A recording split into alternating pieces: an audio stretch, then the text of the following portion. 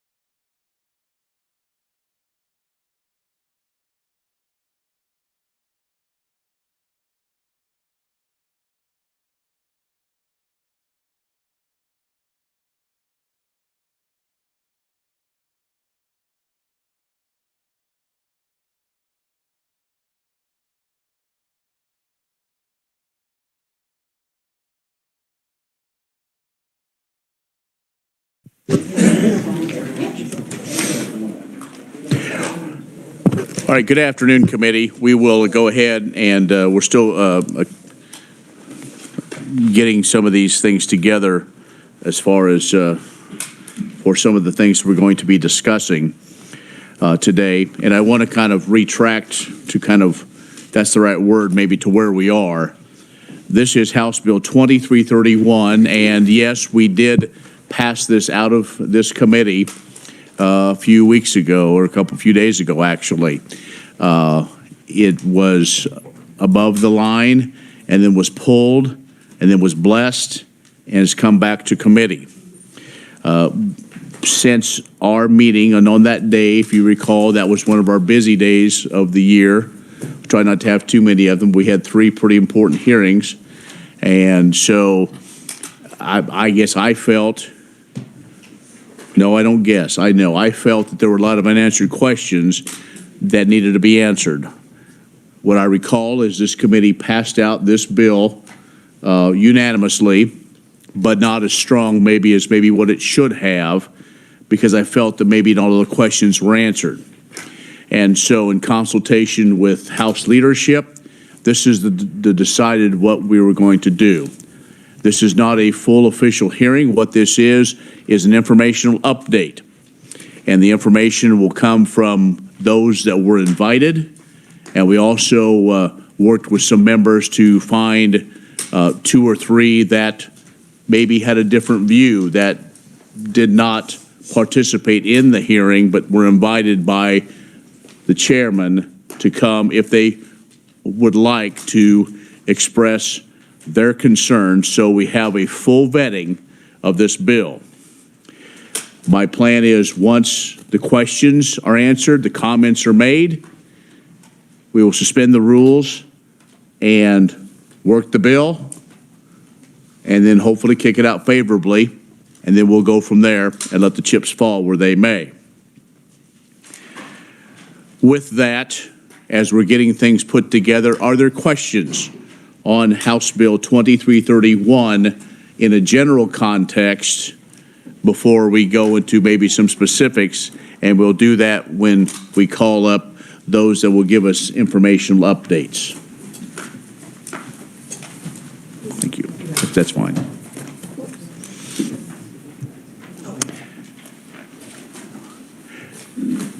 Seeing none, we will, what we are compiling goes with Secretary Lovelace's comments, and so we want to make sure, does everybody have them now? Okay. And again, this is, what this is information updates, and then we will work the bill once everyone has had their say and their piece. So with that, yes, Representative Blex. Thank you, Mr. Chair. For the members of the committee, I took a side trip and went over to the park yesterday, and I must confess, it had been 25 years since I'd been there, and a tremendous amount has happened. I will say I was very impressed, and the amount of development, certainly I didn't walk the whole trails, but I walked enough to understand there had already been a lot of work done. And I was really pleased to see the interconnection of the trails with Prairie Spirit, and not only the other trails, the close proximity to the city parks that make a real excellent concept. And I guess I would say, after having been involved with wildlife and parks, a lot of our state fishing lakes that's located across the state are about 90 to 150 acres, which is just about the size of what this will be.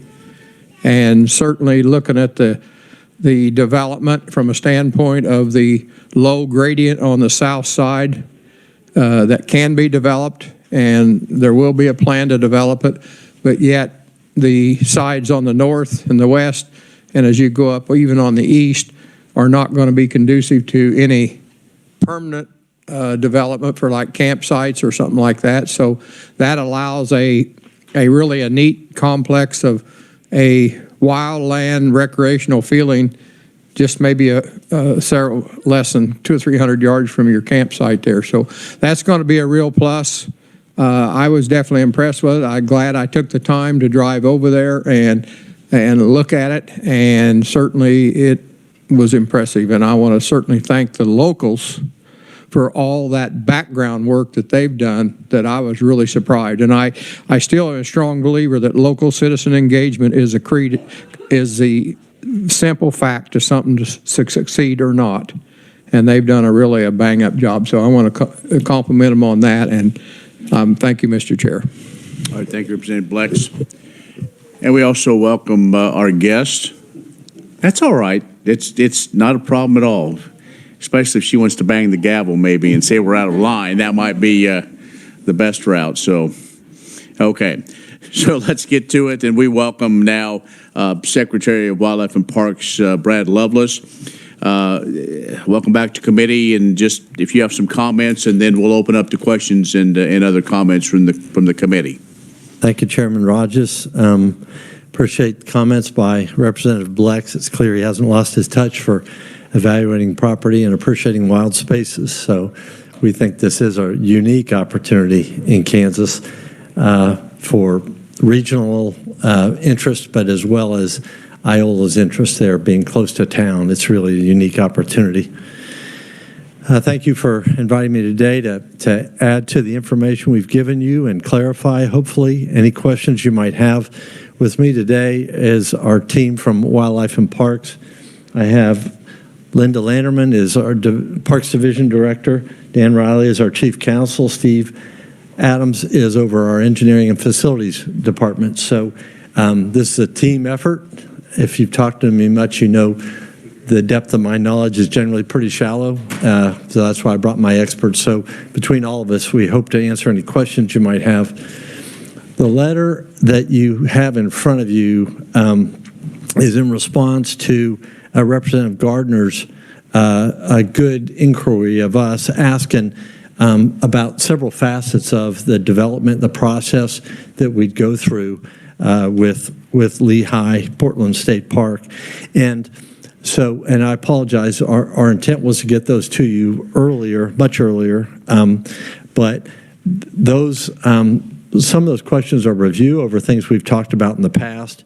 It touches on points about the continuation of trails. We never have no plans to ever stop use of those trails. We do have aspirations to add to it on the end and make a continuous loop around the lake, but no plans at all to stop use of that trail at any time.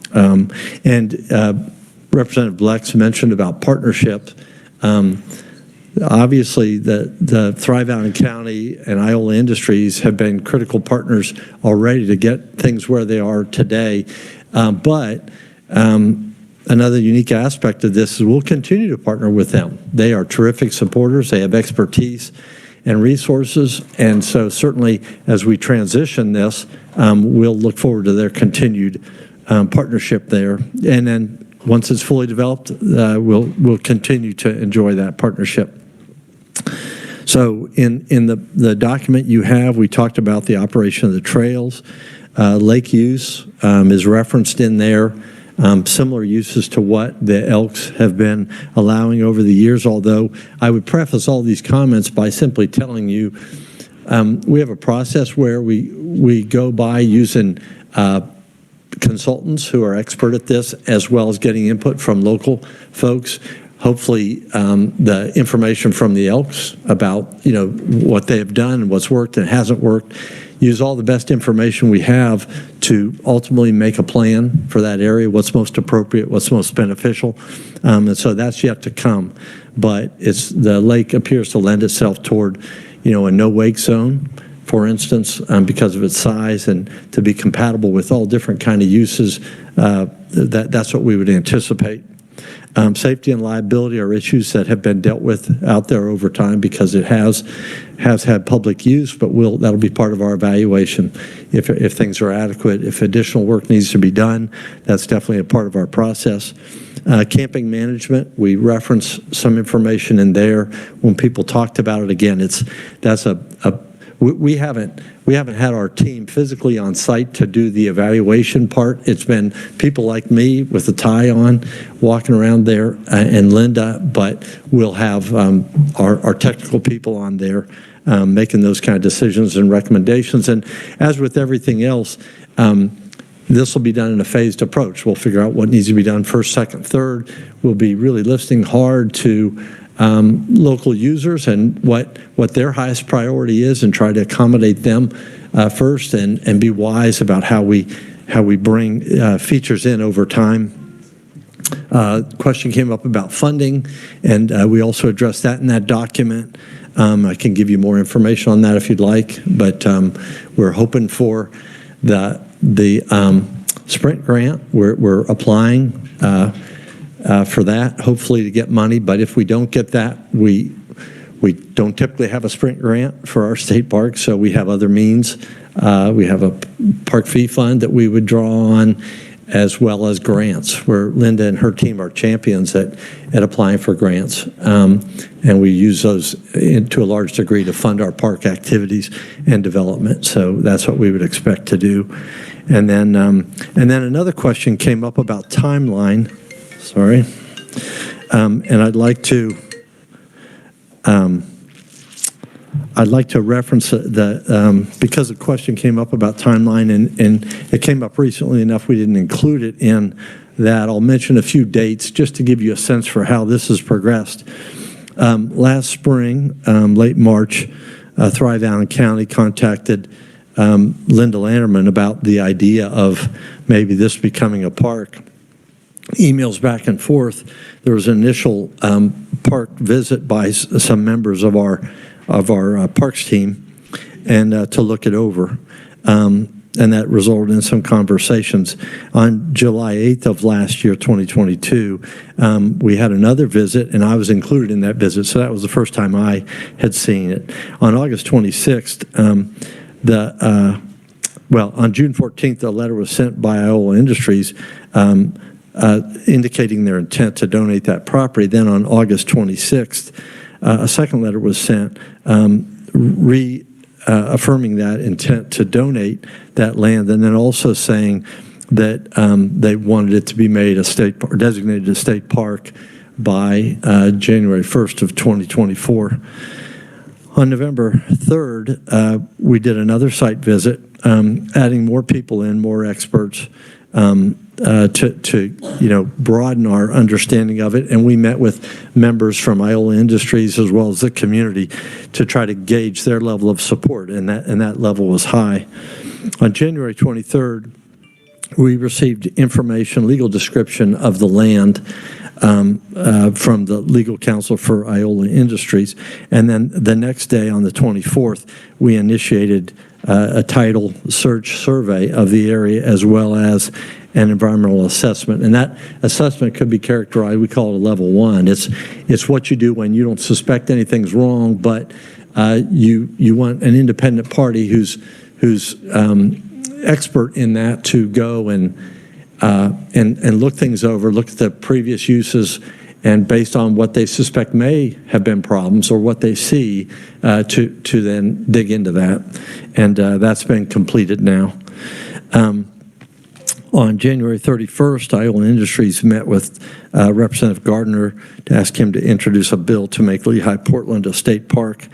And then and in early March, we collected some water samples. There was a question by some, not internally but externally, that, well, could there be anything wrong with the water quality or anything like that? We had no suspicions of that, but the question came up, so we thought it's easy to take water samples, and so we did that.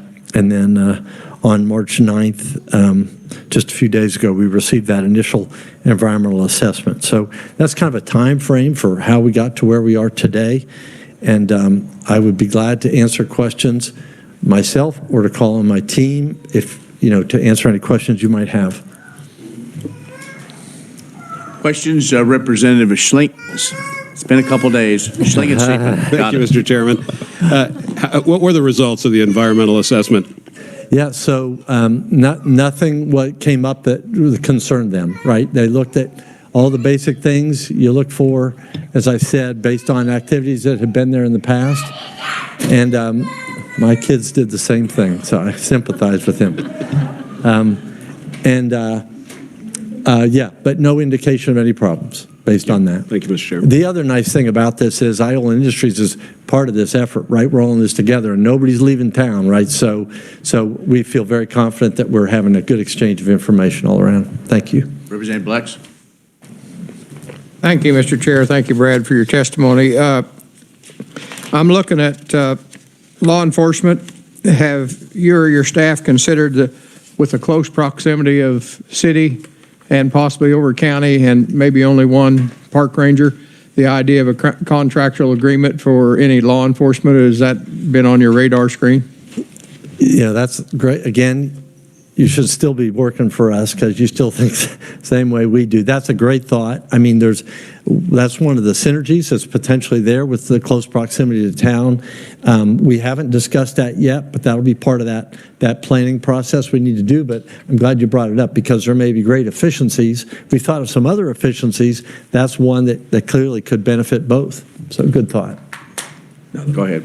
Follow up, and we done that at Elk City State Park when I managed that, and we hired local sheriff's deputies because basically with state employees, you can only have so many, and they're not on a 24/7 deal. So we hired and contracted at a real reasonable rate for those off-duty officers to actually patrol and help with the park. So with the close proximity that you are with Iola and right in that city's back door, I think that might be a good option. Yep. And the second part, if you would address on page 3 of your report where it says, well, no, I'm on the wrong page. Excuse me for that. On 4, Iola Industries has made it clear that the time requirement that the property be established as a state park no later than January 1, 2024 is a non-negotiable condition of a land donation offer. Has anything changed with that particular date? We're under a super crunch time. I mean, Yeah.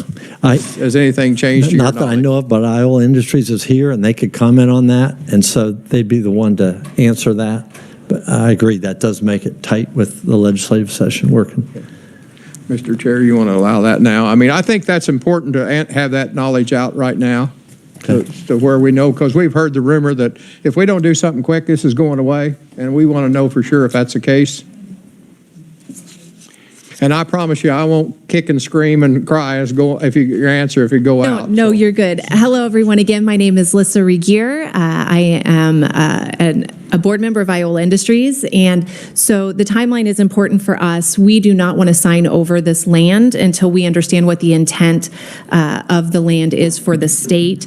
The last thing we want is to donate property and then it's not used with the intention that we originally had for it. And so that is the big part of it. The other part is there are funds available this year that won't be available again. And in order for us to ensure that this property can go after that funding, we need to go through this timeline again as well.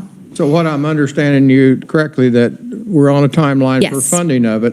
It's not necessarily that Iola Industries has had it since the 70s and they're not necessarily ready to kick this can over the cliff if there's, if we're delaying what we do. Right. So there has been internal talks amongst the board about what would happen if this bill didn't go through this year.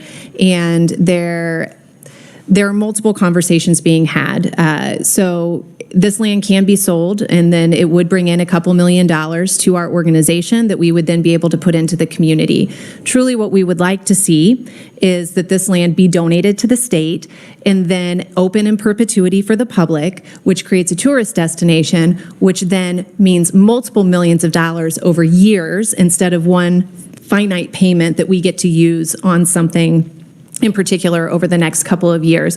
So truly what we want to do is see, and I'll mention it when I come up later, is this what we call self-serving generosity, which we give this land because this is our community and we know for generations to come, it will be open if the state has it as a state park. I appreciate you being clear and forthright on that because that was an initial information, maybe a myth that we got the first time around. So I appreciate your clarification. Yeah. Thank you, Mr. Yep, Chair. thank you. Representative Roth? Mr. Lovelace, just a question.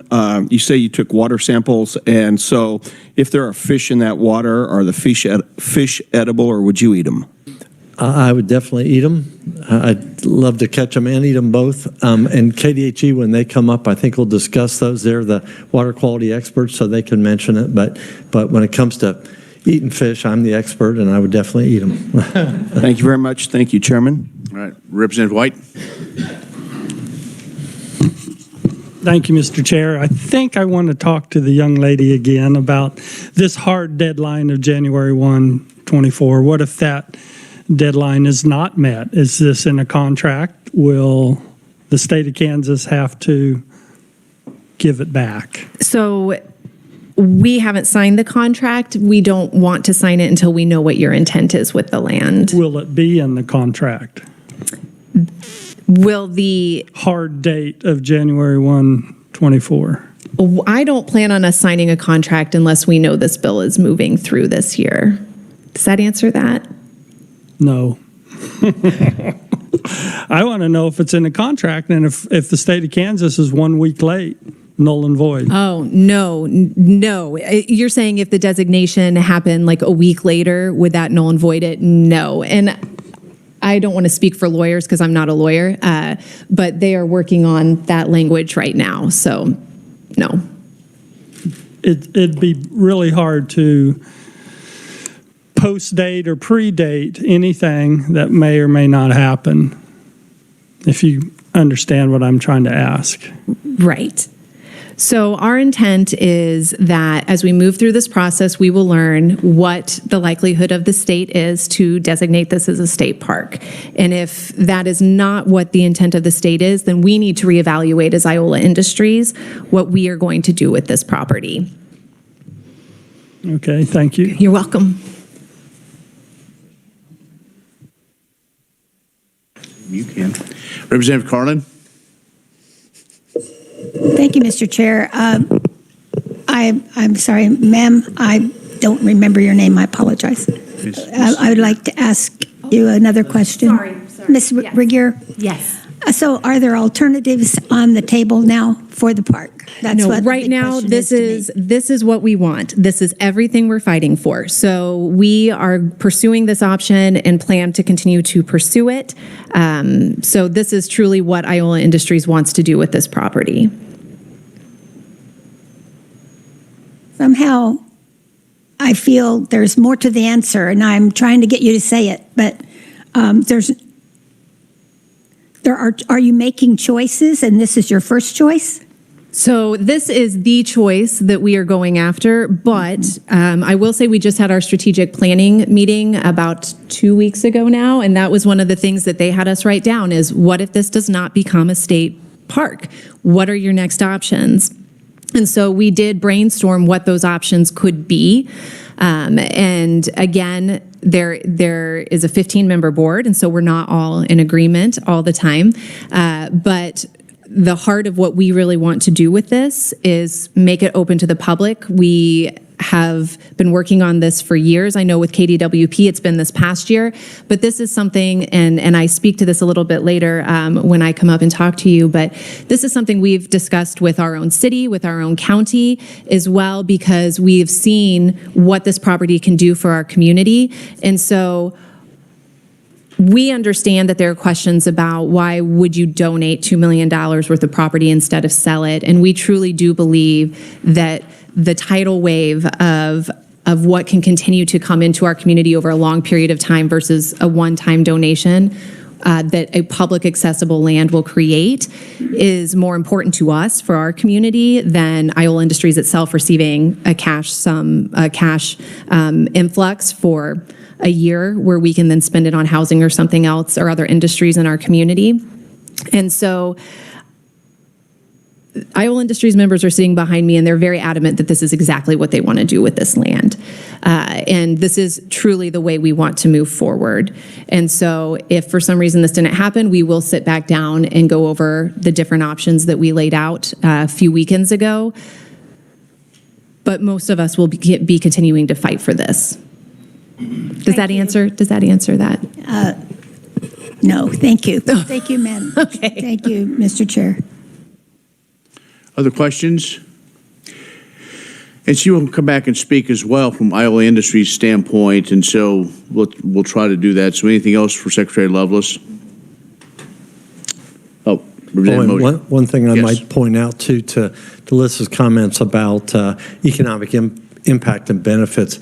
We did a study with Wichita State a couple of years ago, and the state parks bring in hundreds of millions of dollars to especially our rural communities each year as a result of the business. And so this is very wise in her understanding of the nature of that, and we have good documentation to show that. Okay.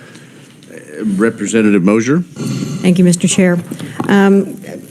Couple of concerns that came up earlier, the potential for 2 different endangered species that might be somewhere around the park or found in the park, and then also the Osage Indians and another group that I don't have the name of right now. Is there any study about Indian artifacts, those kind of things that might be found on the site, and what effect would those 2 things have on the development of a state park? Yeah, so the Indian artifacts first, because the site has been highly disturbed because of the nature of the quarry activities, we don't anticipate there would be artifacts remaining, but as part of our grants process, we work with the State Historical Preservation Officer to evaluate that, and they basically look at uses of an area and then do on-site investigations as needed to determine if they think there are artifacts that might be disturbed by the work. So we'll take that step.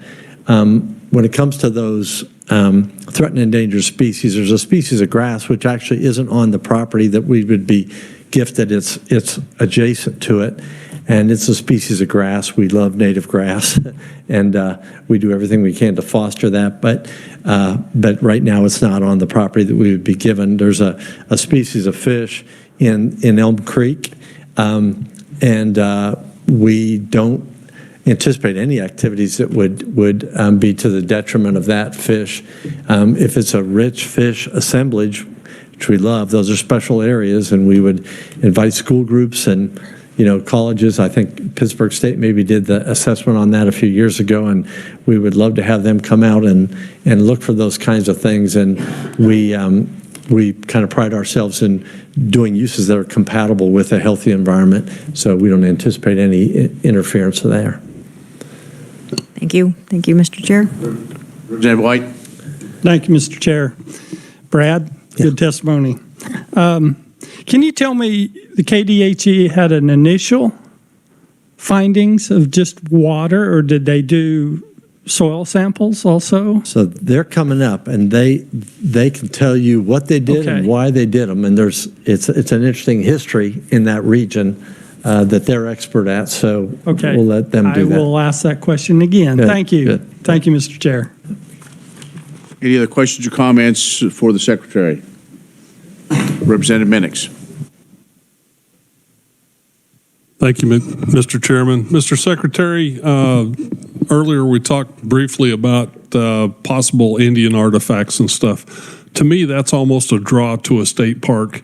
In my area, Lake Scott State Park and El Corraleo, the possible idea of doing some excavations or something there, and the scenic beauty that is what it was originally brings people to those state parks. So I don't really see those as a detriment, more as an attraction in a way. Would you agree with me? I'd agree 100%. I mean, we really want to, that becomes part of the beauty of a place and the history.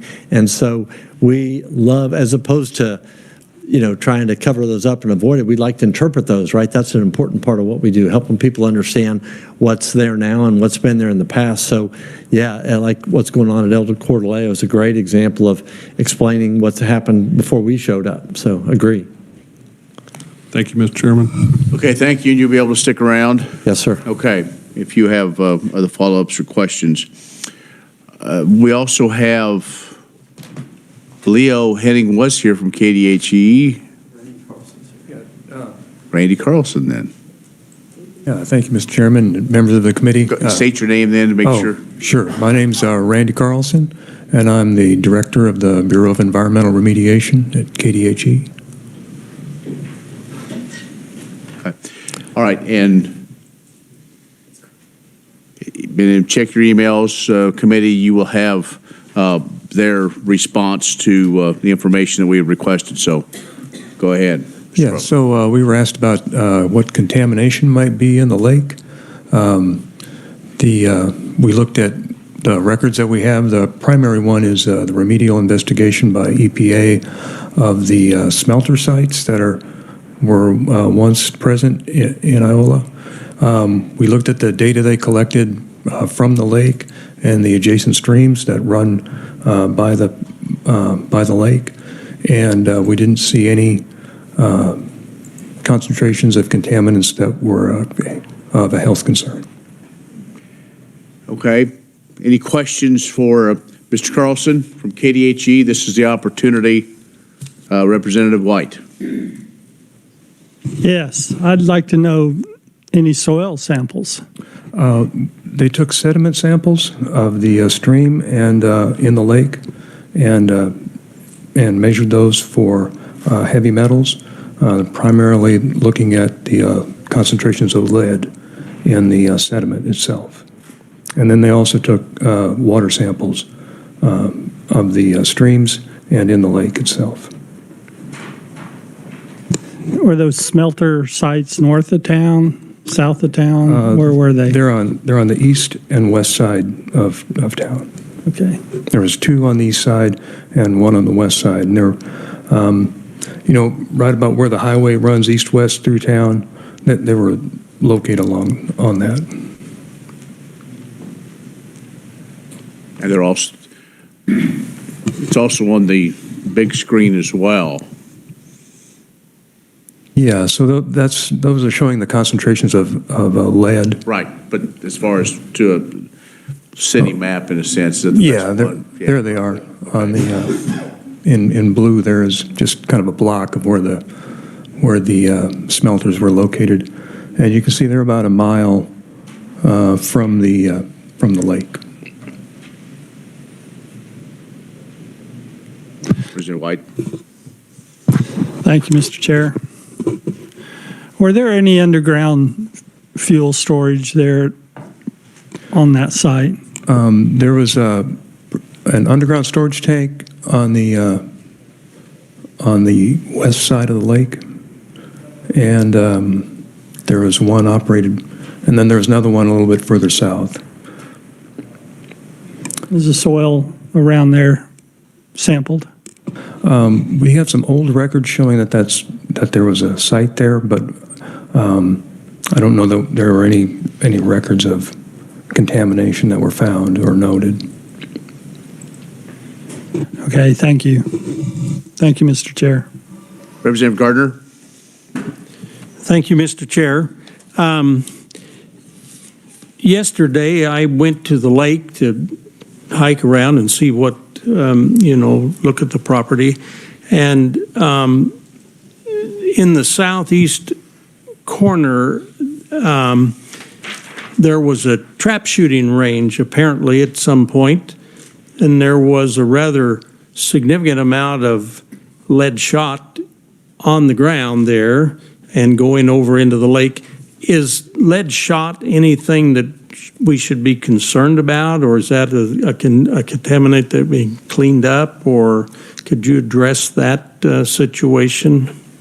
Generally when we look at shooting ranges, and there'll be lead projectiles present, those usually don't result in a finding like when you do an analysis of the soil. They usually don't show up much. Although most of the time people like to remove those just so that's not an ongoing problem. Whenever we look at shooting ranges, we don't really see really high levels of lead. I think the residential standard for lead in residential yards is like 400 parts per million. So that's and that's usually associated with some kind of mining or a smelting operation like happened at the refinery sites. Okay, thank you very much. Thank you, Mr. Chair. Okay. Representative Roth, there we go. I know who you are. All right, go ahead. I've got a question, follow up to the lead. Would that pose any risk to waterfowl that would be in the area at various times of the year? Because I know that we've gone to steel shot for waterfowl hunting because of the potential of lead poisoning to waterfowl. So what would be your opinion of that? I'm not familiar with that. Okay, thank you. Representative Blex? I can address a little bit of that. They will ingest it. They ingest it in the crop, and as it grinds in there, that'll cause some lead to get out. However, you have to have an attractive nuisance, primarily for geese, which would be a green field like something lush where they'd come out. And then once lead's in the ground, we had shooting range that sometimes we'd go in and reclaim that with machines to actually remove some of the lead shot. Once it gets calcified in the soil and gets a coating on it, it's usually not as much of a problem. But normally it's a disturbance where if it was right on the surface, they could pick it up. They would get some toxicity if they got enough of it. And that's the reason why went to steel shot for that very reason. It's primarily on heavy used areas, say like a shooting range, or maybe a dove field where you have continuous shooting in a given area. And normally if you work it like disc it or do an agriculture, which in that case wouldn't be.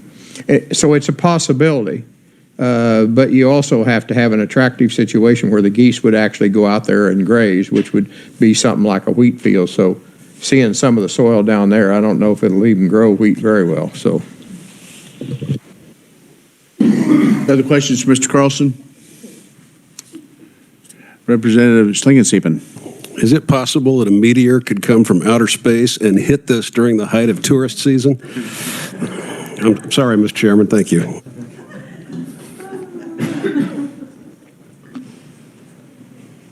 Did you answer the question? Oh, well, I would say it's not very likely. It could happen. Questions or comments for Mr. Carlson? Thank you for being here. I do appreciate it. All right, thank you. And those slides are also available that you should have them. Okay. And you'll be around if there's other follow-up questions or comments, correct? Okay. All right. Now, Linda, it is your chance. So, Linda, welcome back to committee and Director of Parks. And so it's good to see you have a stack of information. I brought maps with me. Thank you, Chairman and members of this committee, for letting me come back. My story has not changed. I still think this is a beautiful area for a state park. What I want to tell you about the timeline, though, is we need a blessing of the legislature to designate something as a state park. A state park actually allows us to charge fees for camping, which that's our primarily source, our bread and butter. That's our money in our state park systems is camping. That's why we need it as a state park. Additionally, we want to apply for these sprint funds. If we can get them, that will do the bulk of the campground that we want to develop here in the next year or two. So that's the importance and the urgency that we may not have some other time, but that is the urgency for us to try to get these funds. Can we do it through other grant funds? Absolutely, we could. But this would be funds that we don't have to have any match if we can get it, and it's given to us, and that don't happen all the time. So, except we just received a $24.8 million grant from Ray's to do our Flint Hills Trail. So that's the urgency. You need that type of source of campgrounds and facilities to bring people in. So that's the source of our economic impact study, is to have a construction of campsites and have cabins that we want to put out there, which Neosho Community College builds some cabins for us. We'll put up there. It's close, and we'll be able to put some cabins up there. So we had a design made. I'm not going to do the big full-blown master plan because we've been able to, with our team, put some things together with an engineer and on where the campsites would go. Of course, it would need some still design on it, but it looks pretty darn good. And I think we have a plan that will bring people in that will benefit not only Iola, not only Kansas State Parks, but will benefit the whole region of that area. So once we you bless this, and this goes through the legislature. Once it's designated as a Kansas State Park, we're going to apply for those funds, which I'm already working on to do.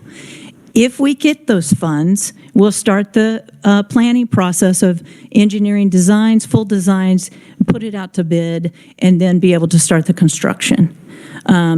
Camping's always first. So if we talk about what we do first, it will be camping, because that's what makes the bulk of your revenue.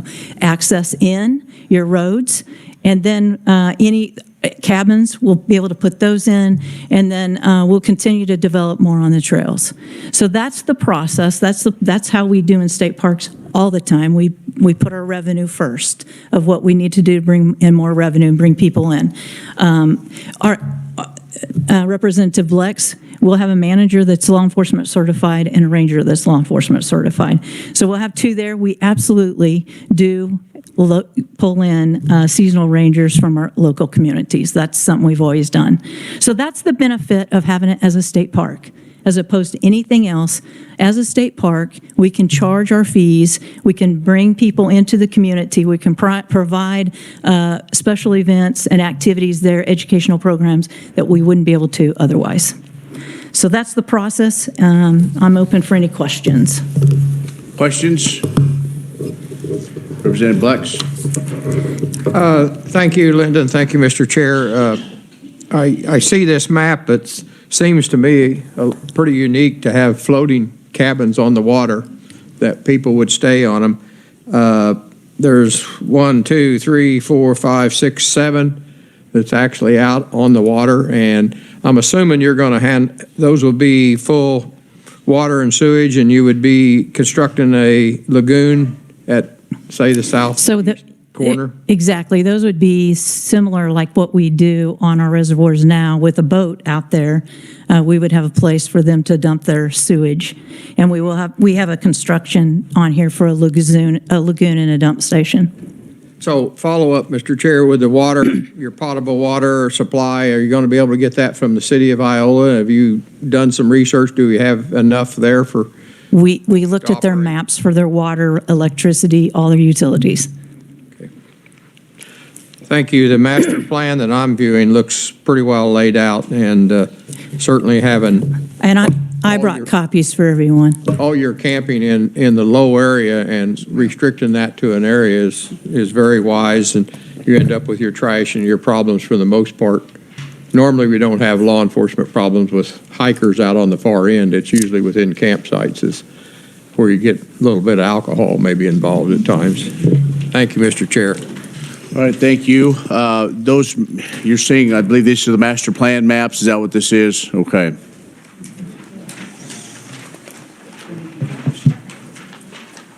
Do we have extras for others or just enough for the committee? Okay. Thank you.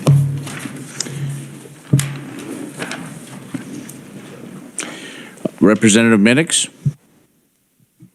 So is this a no-wake lake? Just like Lake Scott, it is. Okay. So Doug can't make a wake in his floating cabin? You cannot. Okay. No jet skis? No jet skis. And you'll allow larger boats on there, but no wake? That's correct. All right, thank you. Other questions? Where's the house in this? The houseboat? The house in the lake. Oh, it doesn't show it there, but I think I have a picture that does. It's up to the north. Northwest corner. It ought to be a scuba diver's delight. Alyssa, maybe, I know you're coming again, but as we look at this, where it looks like it's probably close to that northwest fishing dock. Is that correct? Yes. Sorry, thank you.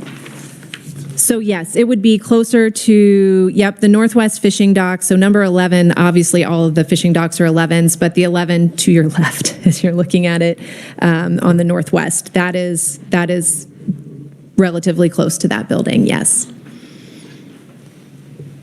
All right, other questions for Linda? Okay, this is your opportunity. Okay. Last call. Okay. All right. And Yes, Representative Blex.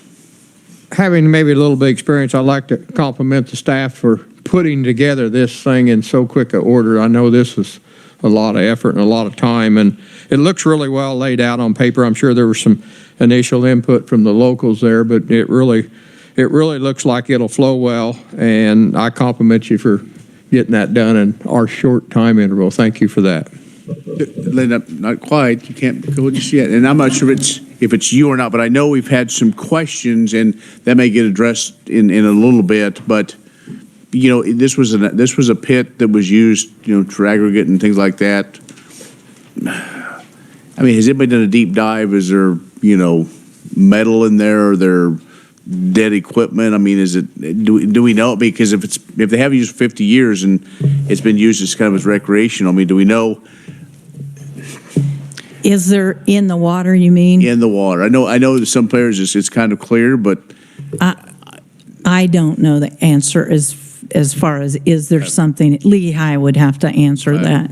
I will say to you, sometimes people, there's stuff in our waters everywhere. So, you know, I think just to be clear, I don't know what's at Cheney Reservoir. I don't know what's in El Dorado. Do we put buoys everywhere out? No. We let people be careful when they boat out there. So just keep that in mind. We got reservoirs everywhere. We don't know what's in those waters. Right. Okay. Well, thank you. And you'll be able to stick around in case there's other follow-ups. Indeed. Okay. Thank you. Okay, and I know, committee, I know this is probably tedious and everything else in the sun, but we want to make sure that everybody has an opportunity to get any questions answered that they might have on this. And so it's something that has been kind of unique in the way we have approached this as far as with the timeliness, but because of other things is the reason why it is maybe quicker than some in the past. So, okay, and now Alyssa Regier will join us again. And representing then Thrive Allen County or and Iola Industries. Mm-hmm. Okay, welcome back. Thank you so much. Thank you so much, committee, for having us back. As stated before, my name is Alyssa Regier. I'm the president and CEO of Thrive Allen County, as well as a board member of Iola Industries.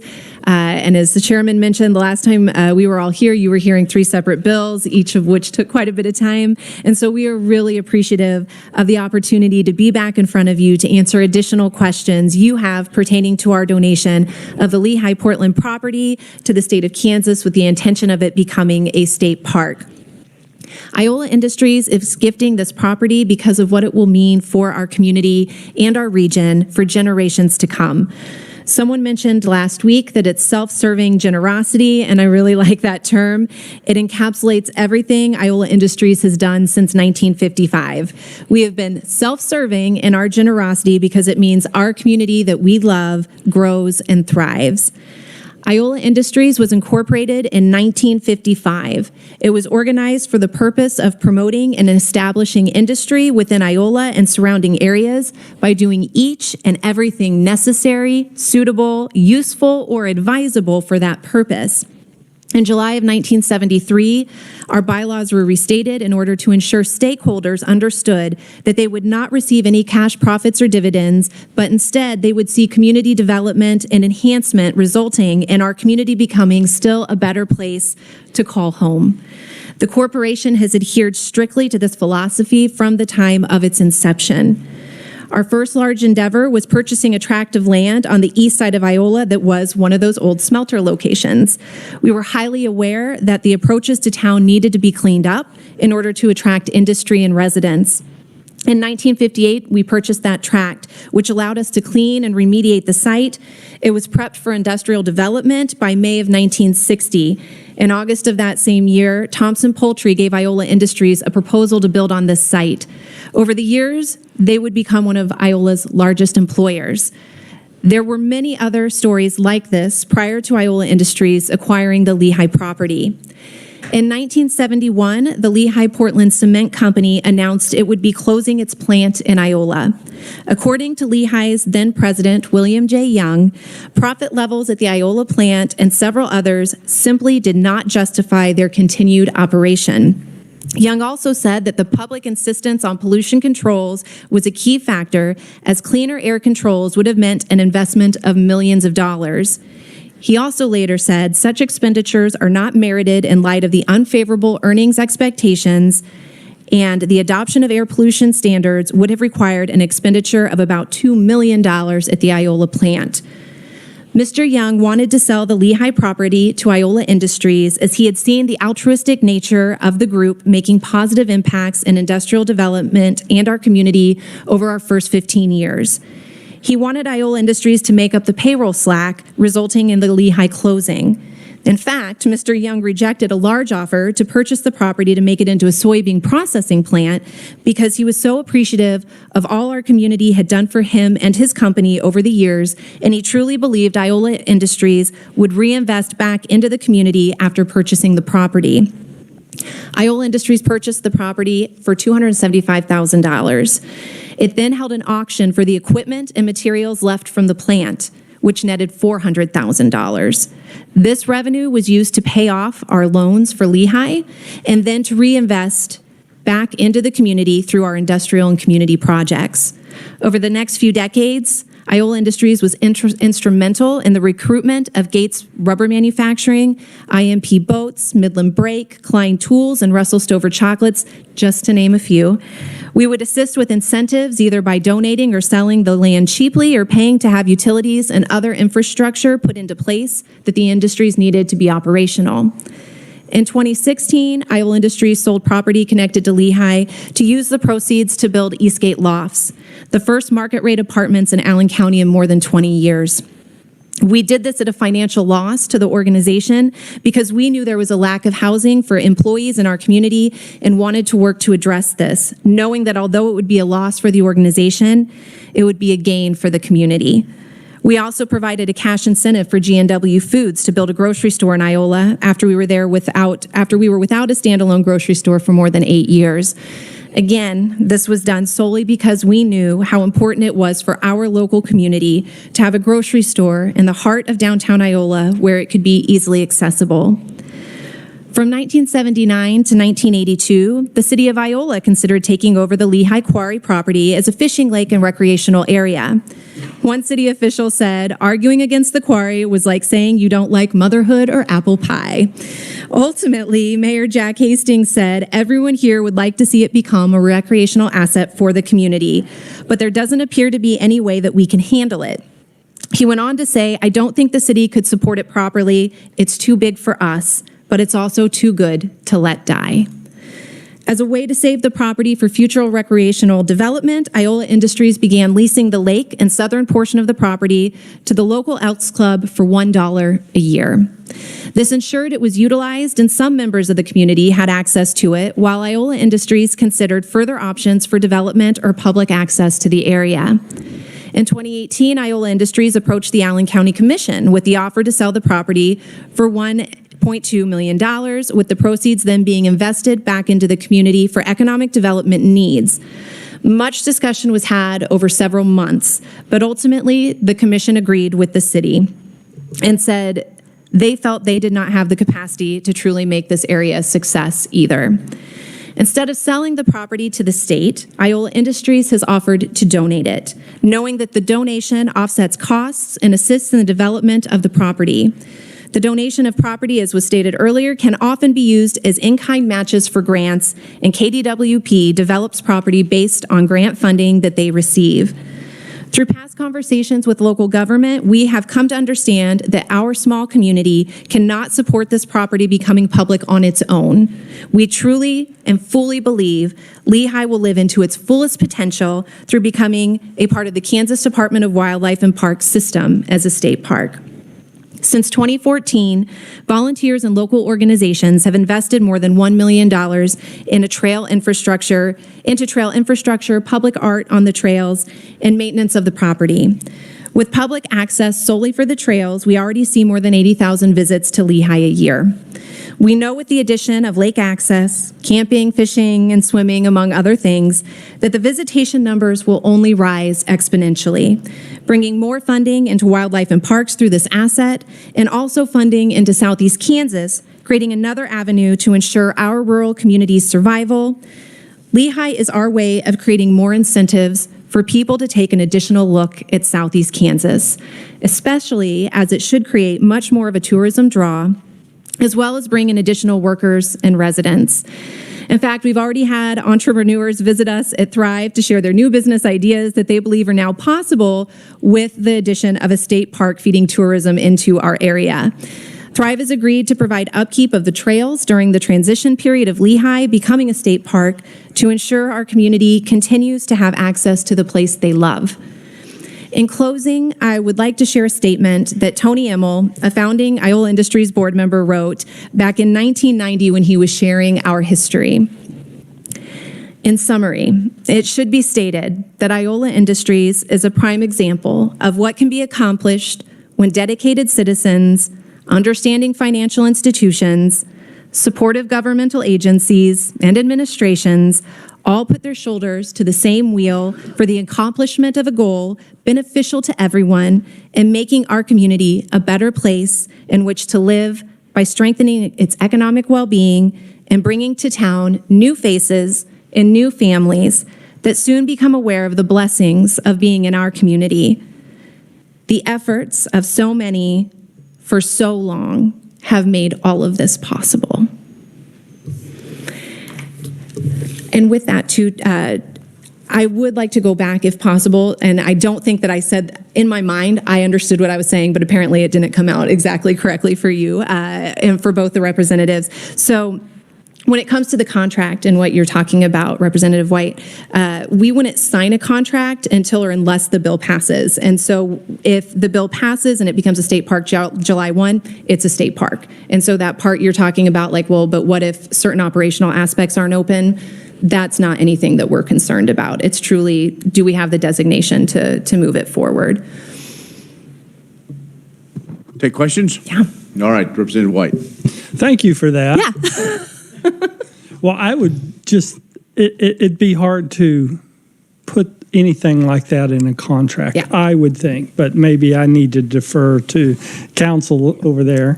But it would be hard for both parties to live up. You know, if I was on the receiving end of that contract, I would put some clause in there, what ifs. Thank you. Yeah, Thank you, you're Mr. welcome. Chair. You're welcome. Other questions? Representative Sling and Siepen? I continue to be impressed by the kind of engagement that your community shows, and I hope that other counties elsewhere are looking at their own communities with the same kind of passion that you are looking at yours. My comment about the meteor was not intended to be sort of slapstick, but I figure that if state agencies have come together in this room saying that there's a possibility that this is of good potential for the park system, that they've looked at a lot of these questions and answered them. I think it's right for us to ask those questions, don't get me wrong, but I would expect a state agency that's responsible for the Park Service to come in here and give us all the red flags that there could possibly be. So far, I haven't really heard any, and I continue to be excited about this. Thank you. Other questions or comments? All right. Melissa, I'm sorry I messed your name up. No, you were good. We'll get that. You have not heard the way my name has been messed up before. You were perfect. All right. Okay. Now, when we had the original hearing, we did not have opposition. And as was mentioned, there's probably somebody that maybe have some concerns. I did want to give them time. Now, probably not equal time because we're not going to go to 7 o'clock tonight. But I do want to give them an opportunity to say their piece. And then if you have questions of them, I hope they'll take questions. And then we will proceed. So we do have two that will, yes, Representative Blex. Thank you. I apologize. Could I have Linda Latterman come back up? And I forgot something.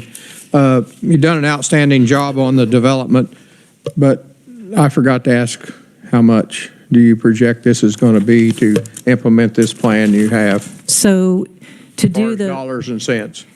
I'm looking at 7.7 million for those things, and that doesn't get all the campsites, but it gets 45 of them, maybe 55.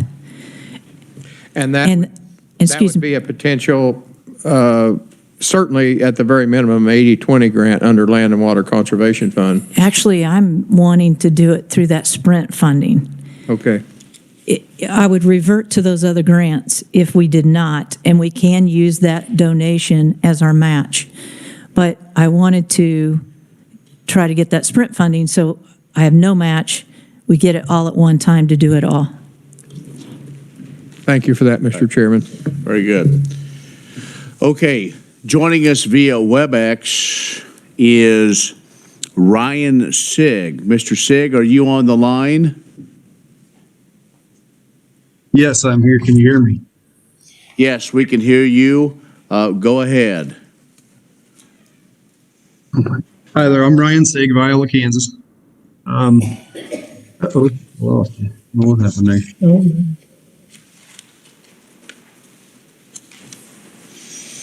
I lost something here. Sorry. We see you. Okay. If you see, that's okay, as long as you see me. I hear you just fine.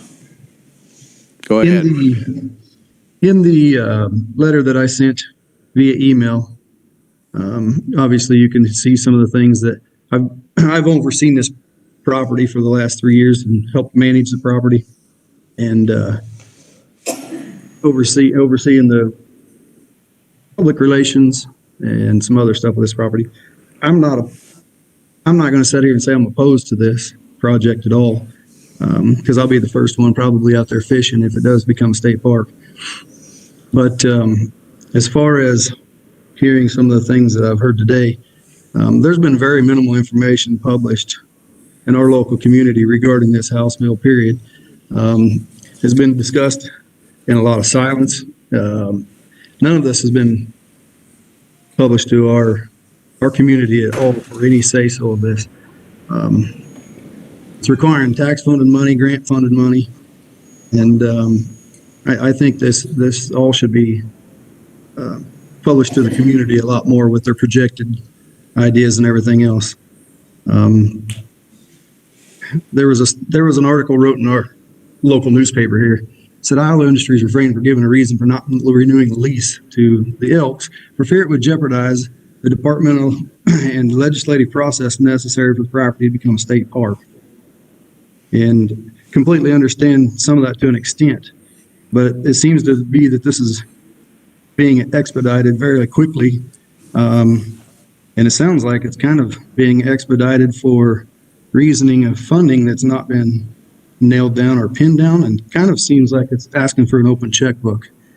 Thrive Island County has constructed walking and biking trails on that piece of property that belongs to Island Trees, and all that has been done with grant-funded money, I believe. I'm not sure how that actually works, but I'm sure there's a lot of other private corporations that would enjoy some sort of benefit similar to that.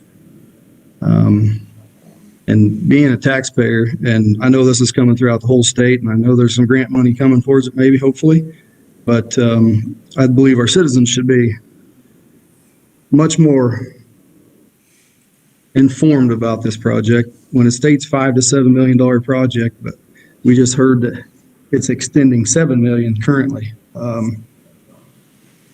This is going to be a lifetime responsibility of the taxpayers, and without any public publication of the funding, the planning, public safety studies, responsibilities, and all the construction and personnel expenses and stuff that's going to come to the citizens of the state of Kansas, I think that we really need to put the brakes on this until the public actually has a chance to speak about this. I'm speaking on behalf of several in town in our local community that could not be here due to working purposes and everything else. I removed myself today from my current job on a vacation day just to be able to attend this afternoon, and I do appreciate that. But the deal with some of the questions that I had definitely pertain to some of the sewer issues. I only hope that there is better oversight of the sewer issues than I have seen at another lake. I used to spend my entire summer camping at Melbourne Lake in Eisenhower State Park. And in 2012, I personally, along with a few other campers, witnessed the Department of Wildlife and Parks with a PTO-powered water pump pumping water out of 2 lagoons located on the west boat ramp into a small drainage ditch entering the lake. We asked about this. It happened on Sunday evening. We asked about this project, and we were informed that it was perfectly okay to do that. And unless the Department of Wildlife and Parks has some sort of sewage treatment facility besides the lagoons that no one has knowledge of, I'm pretty sure this would violate every state regulation pertaining to proper sewage disposal. This has a concern to me when I just heard that we might possibly be having houses on the water. That's an extensive liability, I would think, to that having an accident. This body of water does have a drain pipe in the northwest corner that does drain into a small slough that Thrive Allen County has put an absolutely extensive cool red bridge that was moved from west of Humboldt over the top of the slough that dumps into Elm Creek. I just hope that we don't have any situations like that that might encounter and do something to ruin this body of water. This body of water is a very beautiful piece of property. There's no doubt about it. The water is amazing. We do not have any zebra mussels or invasive species that I know of at this time, and I hope it continues to stay that way as well. I'm not speaking on this behalf of the Elks. This is all myself speaking about this too, even though I have been an Elk member for the last 5 years and I've overseen this property for 3.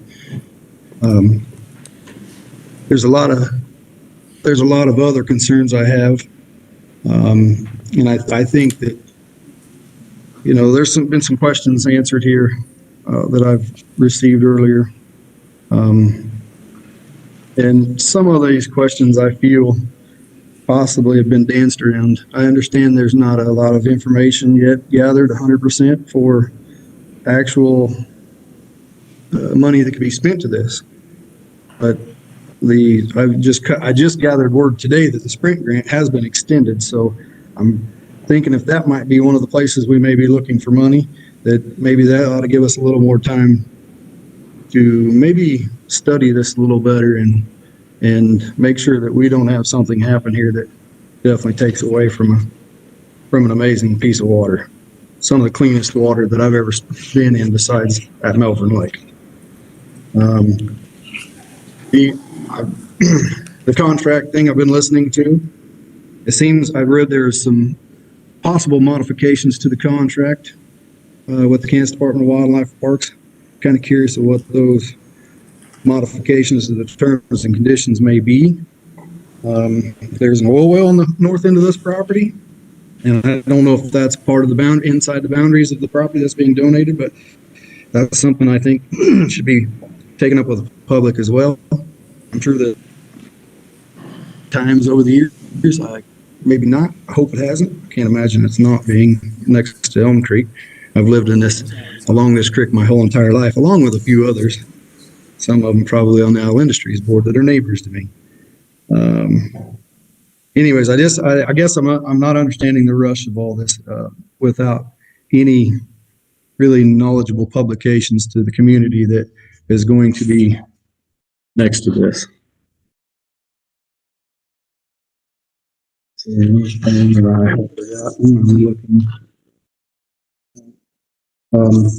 Yeah, the structures in the water, I understand there's not much of a liability to the state of Kansas about that. They are dangerous, I will tell you that. And we have had members that are divers, and they have dove in that water. And they've come back with stories. I'm not sure how accurate they are, but there is some steel in the water that sticks above the water at normal pool and sticks below and is below the surface of the water when the water is elevated. This body of water retains water quite often, just because there's never been a proper drainage system put in place. It was installed by the Elks, I do believe, years ago. So I don't know. I think that there should be some more information put out to the community. No one's seen any of the plans for this, and it's not that anybody's opposed to it. I think the community might be a little more acceptable to this if there was some more knowledge to the community of what is actually being proposed to this. Being all held, I guess that would be the end of my speech if that's what you need me to do, and I will accept questions at any time. Thank you very much. Any questions? I do have a couple follow-ups before we get to the next one. So stay on the line. Any questions? Sure. Representative Blex. Thank you for your testimony. What is the source of inflow for the lake? It looks like Elm Creek kind of goes around it. Am I seeing that correctly? Elm Creek does go around on the northeast side. It has kind of a point to the north end of it, and then it comes around a little bit on the northwest side. Yes, correct. The sources of water that feed into this, excuse me. There's several acres to the south of the lake that drains across 1600th Street that would run through the west end of the property into a slough on the west side of the lake and dumps into the lake, where actually Thrive, when they were constructing them trails, put a large culvert in on the west end, or on the west side of the lake. It's washed out, unfortunately now, but yes, there's a significant amount of water that comes in there. There's water that comes in from the southeast corner as well of the lake in a couple of spots. It'd be on the southeast corner. It would come across from 1600 as well. It would be east of the entrance to the lake on the south side. And then there's a couple other spots that would drain into the lake over on the east corner.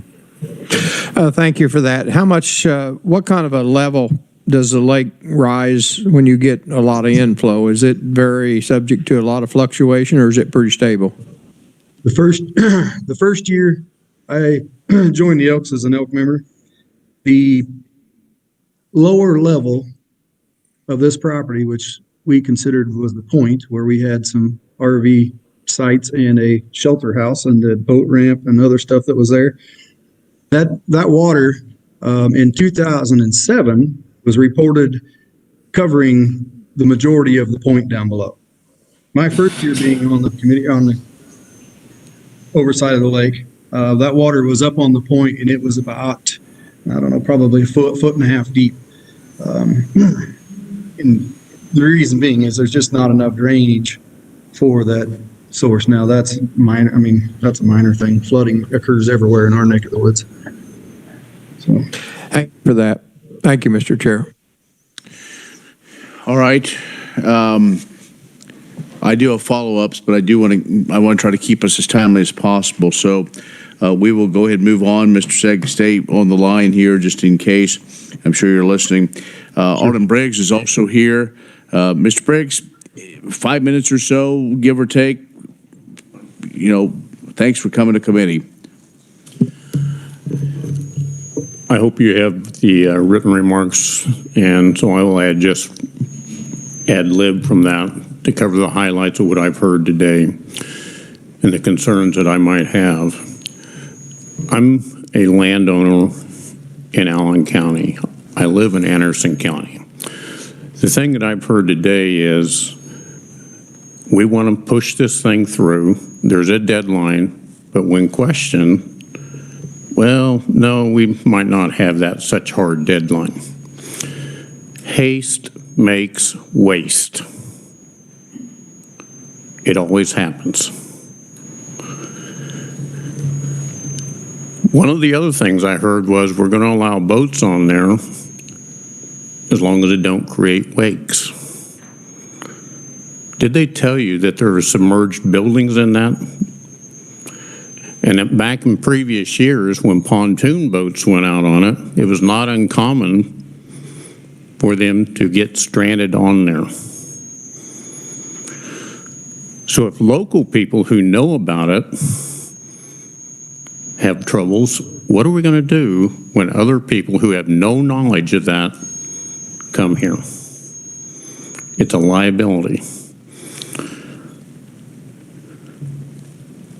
Look at the funding. We have seen Thrive, Iowa Industries, of which I'm a member. It's not transparent.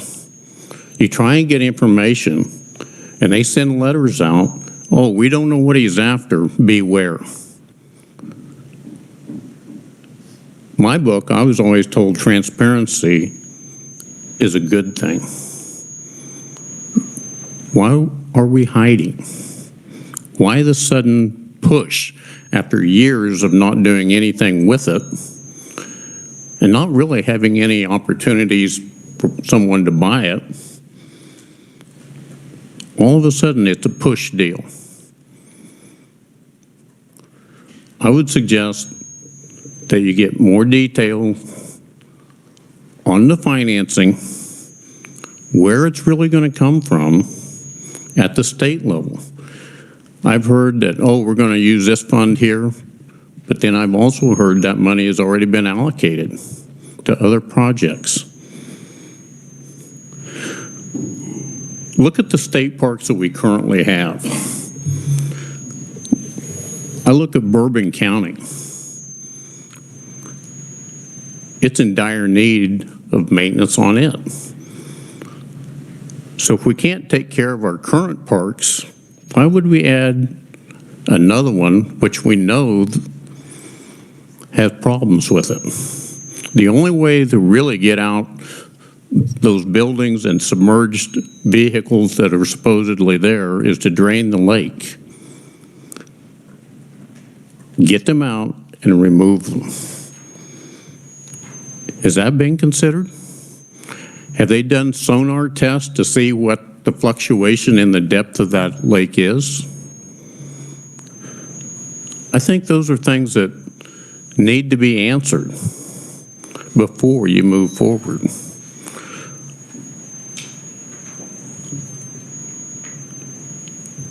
The city of Iowa, the county commission, they don't want it.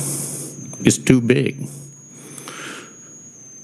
Iowa Industries claims they want to give something to the county so it makes it worthwhile as a donation.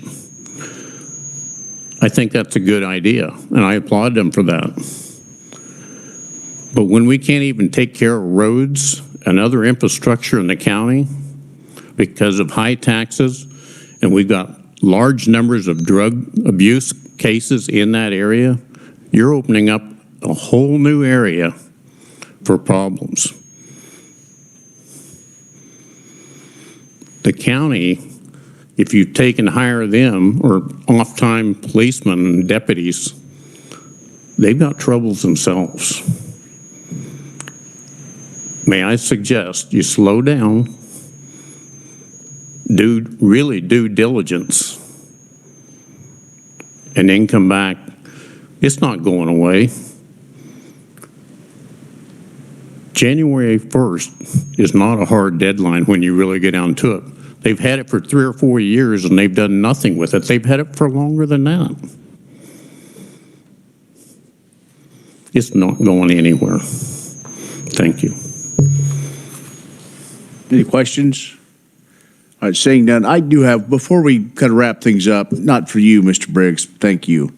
I want to talk process, just I think that might put a bow on it. So, Mr. Secretary or Lynn, one of you, let's talk about the process. We've just heard from these two folks as far as if somebody's approached or somehow the process to start on a state park. Is it typical where you have town halls where you do have that? I mean, take us to the process from the time it's like, hey, state park would be great here, and some of those steps as far as community involvement leading up to maybe where we are today. So, thank you, Mr. Chairman. The most recent is Flint Hills Trail State Park and Little Jerusalem State Park. Those, to be honest with you, Little Jerusalem kind of drops in our lap also. You want to talk about a quick turnaround. Jim McGuire, the owner of Little Jerusalem, wanted us to purchase it. We could not. So the Nature Conservancy stepped in and purchased that property and then wanted to go into an agreement with us for us to run it as a state park. So that was a quick turnaround also. So I like to say you strike while the iron's hot. I know sometimes it can be quickly, but that's a jewel, a crown jewel in our system. So that was quickly. Flint Hills Trail, the rail trail group had that first, and we've been working with them. We were partners with them for a long time. That's a little bit different situation. It took longer. I talk of Call River State Park, if you remember Governor Mike Hayden, that was his baby. And so that's 76 acres. It's trails in there, same process. He was pretty determined to get that, and we have that one in our system, and that was the most recent since the last two. But do you typically do town halls in these communities? Not necessarily. Flint Hills Trail we did because we knew not every landowner loves us, and I'll keep a note I get from somebody on my desk to know that not everybody loves you. But you should see the stack that I have on my desk. Yeah. The other thing, right? Well, Representative Younger. You have one? Little Jerusalem was less than a year also, so. Yeah, it was. It was. I remember because we did it almost this time of the year in the session, I believe, and it was quickly. So Representative Featherston. Thank you, Mr. Chair. I had a question for Mr. Sieg, if he's still online. Yes, I'm here. First of all, thanks for testifying today. I know it's hard to leave the workday in the middle, so I'm glad you could join us virtually. I'm just curious about the campgrounds, the Elks campgrounds that you mentioned. Do you feel like this project is going to impact your campgrounds? The campgrounds are no longer there. Could you repeat that question? Maybe I missed something. I'm sorry. Sure. You were mentioning at one end of the lake there were, I think, gravel campgrounds, and so I just did a Google search to figure out what's up. So there seem to be Elks campgrounds down there. Is there going to be an impact on that? Not anymore. There were campgrounds. There were campsites there. We had 36 campsites total with one small cabin that we were required to move when Isle Industries notified us in August about terminating the lease agreement with the Elks. Everything had to be removed from the premises by December 31st of 2022. So I guess I'm not trying to be condescending. I don't understand how it would impact our campgrounds since they're not there anymore. I can say that the campgrounds were electric only, and there were 36 of them. We did not have any water or sewage out there whatsoever. Okay, thank you. I couldn't tell that they were gone. They had great reviews online, so just curious. All right.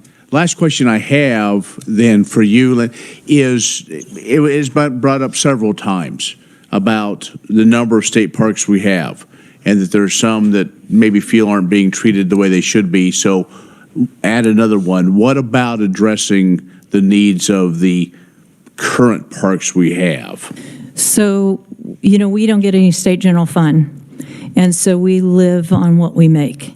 And we do receive some EDIF funds in our system, and so we divvy that money up for each park's O&M, and then any capital improvement funds, we do a list of, and we match all of our capital improvement dollars with a federal grant to leverage that money. And so that's how we've done our system. The Bourbon, we don't have a state park in Bourbon County, so I'm not sure exactly what that one's about, but that's how we do our money.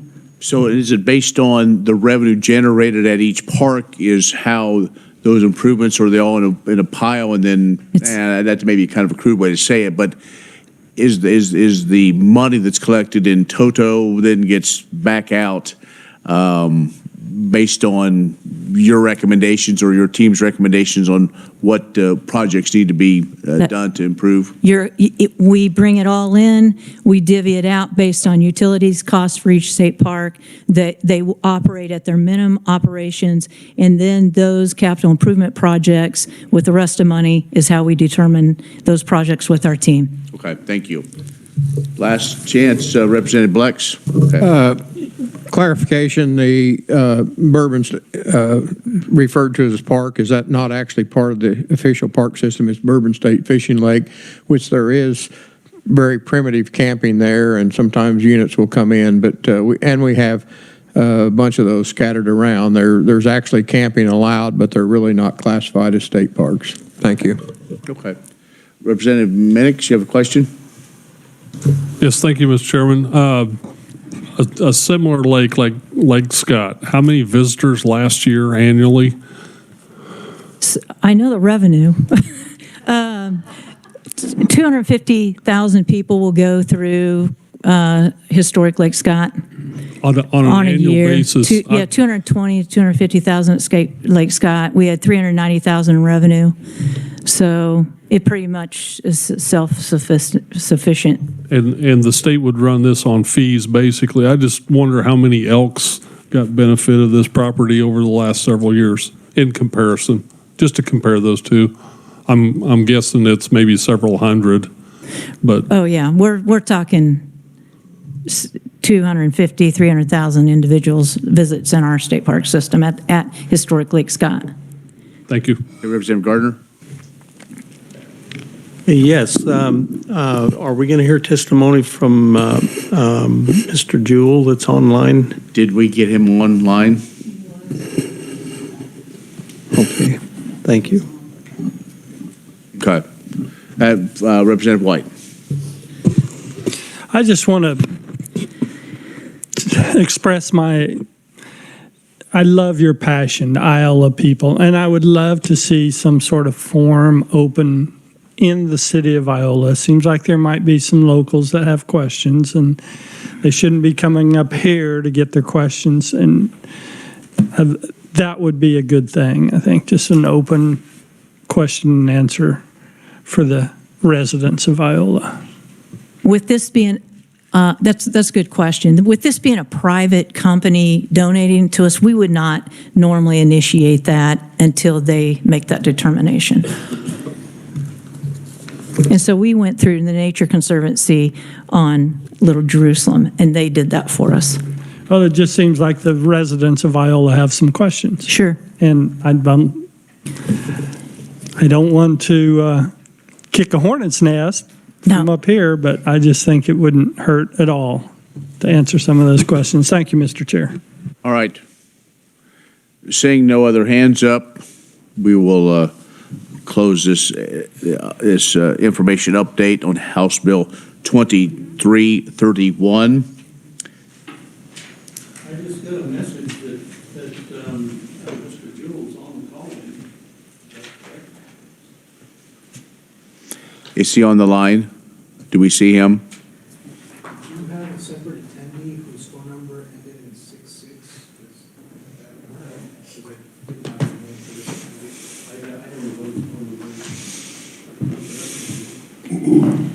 Well, if we bring him up. Is Mr. Jewell on the line? I see the issue. They joined specifically over the phone. For them to unmute, they have to use the dial buttons and have to look up. I don't know how to contact them. They're not using a computer and they're not using a smartphone. They literally called in. Okay? So what do I need to do? No, he'd be delayed. Mr. Jewell, can you hear us? And if you can, please speak up.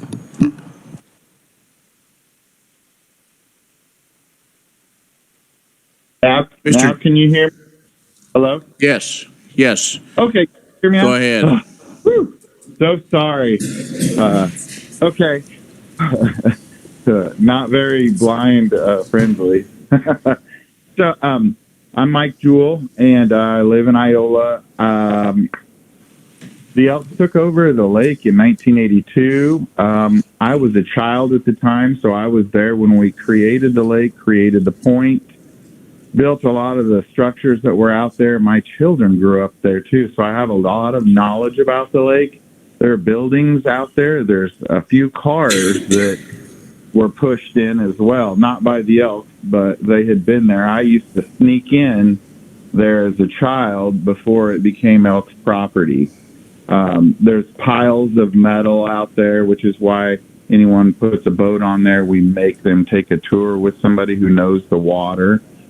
It was a dump site, for a long time before. It's fed by a spring as well as runoff, so that's why it actually, once the Portland Cement Company had the electric was shut off, there was a giant pump that used to pump water out into a slough and then into the creek. Once the electric was turned off, it started filling. And so that's the way it works. Several times the Elks wanted it drained and worked on the drainage system so that we could get some of those obstructions out of there. I was also, I'm a 35-year board member, 35-year Elk member, so I actually was part of a board that used to meet with Iola Industries. If you look on any map, you'll see it's called Elks Lake. Any map you look at, it says Elks Lake, because we've had possession of it for 41 years. And then we were given 60 days to remove all of our property.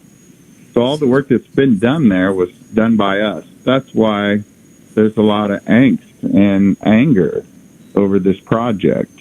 But Elks is a fraternal organization. We exist to do good works in our community. And so that's why there's a lot of conflict with us, because we exist to make our community better. All the funds that we raise, I specifically have done music festivals out there, 3 a year. Those won't happen anymore because I won't have a secure place to put all my equipment or a stage. So there's a lot of things like that. There's a fishing derby, the kids that we used to do, it was a couple $1,000s, that won't happen anymore.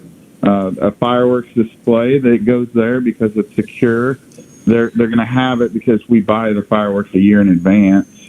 They'll have one in a different location, and that will not exist because the location they're doing it in, they've even admitted, isn't secure enough for their safety or for their to set their minds at ease.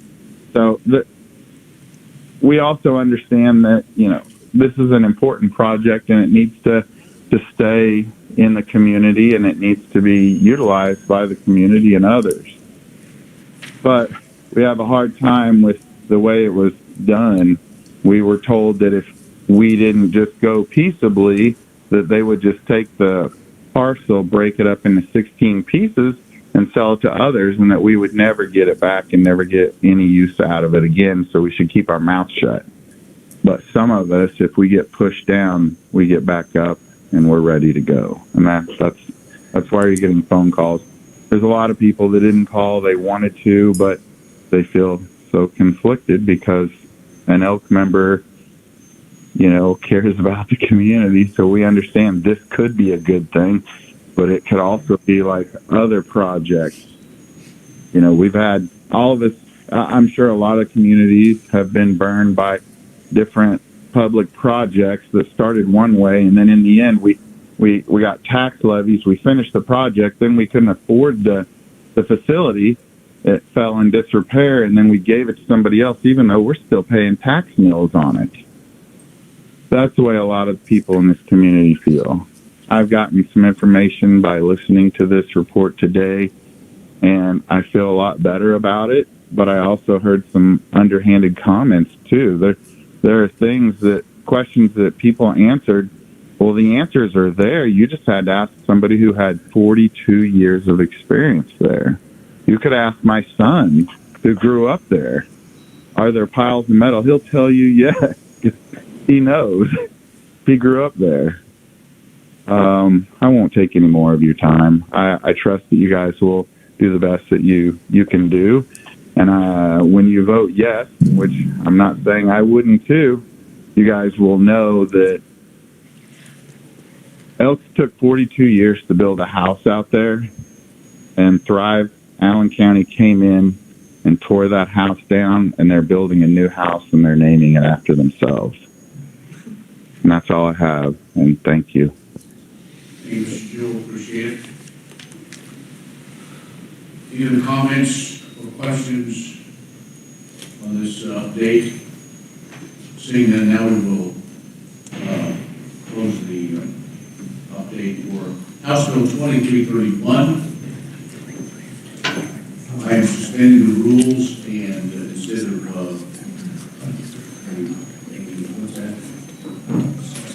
okay, that is it for comments on this update. I'm suspending the rules, and we will go ahead and proceed to work the bill as it was back to us. We will move forward. So, what is the desire of the committee? Representative Gardner. Do you have a motion? Thank you, Mr. Chair. I move that we move the bill forward out of committee favorably. Seconded by Representative Roth. Discussion? Seeing none and hearing none, thank you for your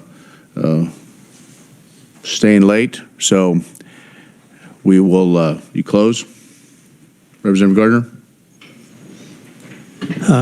I close. All those in favor of passing out House Bill 2331 favorably, signify by saying aye. Aye. Opposed, same sign. Motion carries. Quickly, tomorrow we will have an informational briefing again now from Melissa Nelson Baldwin on industrial hemp. She's from Great Bend. And then Wednesday we'll have a hearing on House Bill 2168. That is also dealing with hemp. And then on Thursday we will have an informational briefing on that dairy study that was approved last year, and now we have the results. The funding was approved last year. Aimpoint will be joining us via WebEx, but would think you might find that interesting. So anything else for the good of the cause? Seeing none again, thank you for staying late. We are adjourned.